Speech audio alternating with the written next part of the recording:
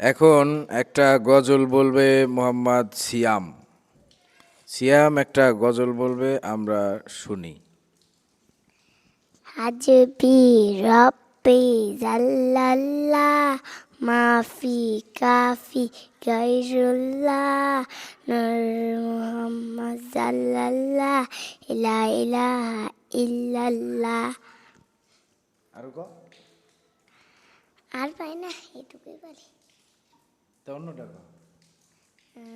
ওই দাদা কবিস্তান দেখুই, ওই দাদাই কবরস্থান, ওই আমাদের ঘর, ওখানেতে থাকতে হবে সারা জীবন কল। ওই কবরটি চাষ কি টাকা পয়সা নেস কি টাকা আমি নেই, গোস আমি খাই না, মমিন বান্দা পাই না, একটা যদি পাই আমাদের জান্নাতে পাঠাই। অমনি ধরে জান্নাতে পাঠাই। বাহ, চমৎকার।